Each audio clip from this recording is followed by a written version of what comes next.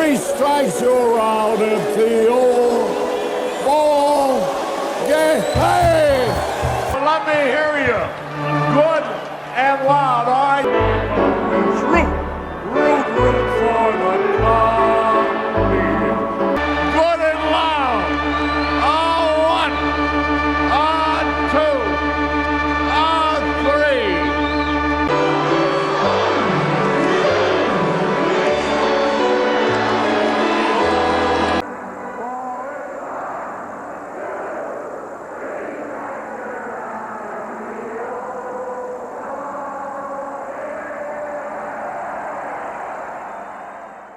Today, we're diving deep into the life of a man whose voice became synonymous with summer nights, hot dogs, and the enduring hope of Chicago baseball. A man whose exuberant calls and signature sing-alongs transcended the broadcast booth, making him a national treasure. We're talking, of course, about the one and only Harry Caray. Born Harry Christopher Carabina on March 1st, 1914, in one of the poorest sections of St. Louis, Missouri, Harry's early life was anything but easy. His father passed away when he was an infant, and by the age of 14 he was orphaned, taken in by his aunt and uncle after his mother succumbed to pneumonia. Despite these hardships, young Harry found solace and passion in baseball. He was a talented second baseman and shortstop at Webster Groves High School, even earning a scholarship offer from the University of Alabama. But financial constraints, the inability to cover basic living expenses, kept him from pursuing that dream. This early setback, coupled with being denied military service in World War II due to poor eyesight, seemed to funnel his immense love for the game into a different yet equally impactful path: broadcasting. At just 19, Harry took a leap of faith, auditioning for a radio job. He honed his craft for several years at smaller stations, first at WCLS in Joliet, Illinois, and then as sports director at WKZO in Kalamazoo, Michigan. It was during these formative years, calling semi-pro games, that Harry claimed to have first uttered the phrases that would become his indelible trademarks. It might be, it could be, it is a home run, and the iconic holy cow. He consciously adopted holy cow as a family-friendly alternative to profanity, a decision that perfectly encapsulated his enthusiastic yet accessible style. Harry's major league journey began in 1945 when he joined the St. Louis Cardinals. For a remarkable 25 years, from 1945 to 1969, his voice became the soundtrack to Cardinals baseball, earning him national fame. He wasn't just a play-by-play man. He was a master promoter, adept at selling everything from beer to the game itself.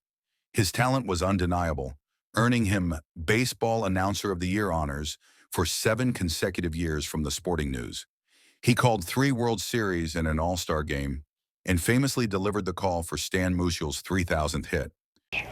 Line drive, there it is! Into left field! Hit number 3,000! A run is scored! Musial ran first! On his way to second with a double! But his time in St. Louis wasn't without its dramatic turns.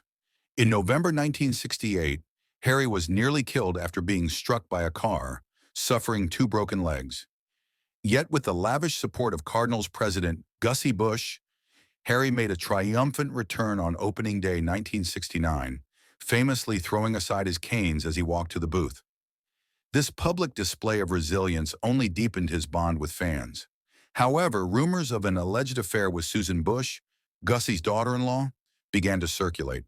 Though Susan Busch later denied it, Harry himself stated these rumors were the real reason his contract was not renewed after the 1969 season, leading to his official firing on October 9, 1969.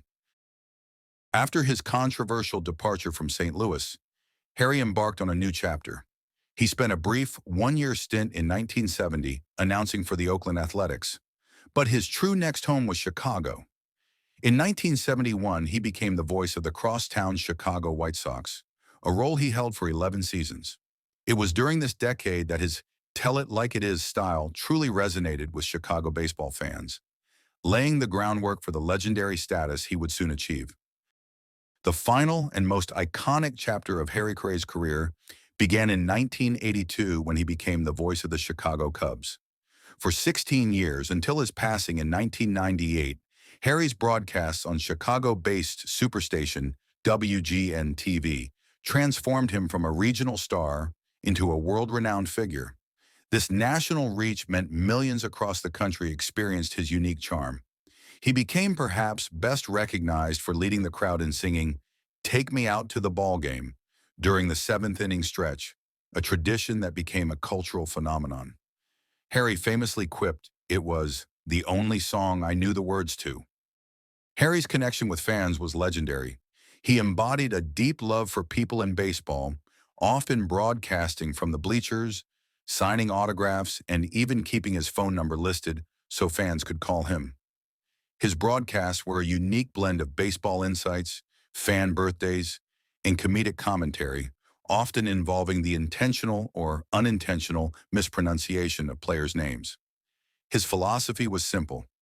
"My whole philosophy is to broadcast the way a fan would broadcast," he said, identifying with the taxi driver, the bartender, the waitress, the man in the street. "Those are my people." His well-known affinity for beer even earned him the affectionate moniker, Mayor of Rush Street. Despite his unwavering commitment, Harry faced significant health challenges. In February 1987, he suffered a stroke, causing him to miss his first opening day since World War II. He made a triumphant return on May 19, 1987, even receiving a welcome-back call from President Ronald Reagan. As his health declined in later years, his broadcasts sometimes featured scrambled names and mistakes, leading to criticism he often complained about. In 1997, he reduced his schedule, cutting out road trips, and in December of that year, his grandson, Chip Caray, joined him in the booth, signaling a succession plan. When asked about retirement, Harry's answer was famously succinct: "Never." Harry Caray's impact on sports broadcasting is immeasurable. He was inducted into the American Sportscasters Association Hall of Fame in 1989, and the same year received the prestigious Ford C. Frick Award from the Baseball Hall of Fame, enshrining him in Cooperstown. He was also inducted into the National Sportscasters and Sports Writers Hall of Fame in 1988 and the National Radio Hall of Fame in 1990. In his 53-year career, he broadcast over 8,300 games, never missing one for his first 41 seasons. His legacy extends through generations. His son, Skip Caray, became a renowned baseball broadcaster for the Atlanta Braves. His grandson, Chip Caray, succeeded Harry as the Cubs' play-by-play announcer and continues to broadcast today. And the Caray broadcasting dynasty continues with great-grandsons, Chris and Stephen Caray, now in minor league baseball, with Chris even joining the Oakland Athletics broadcast team in 2024. Tributes to Harry are everywhere.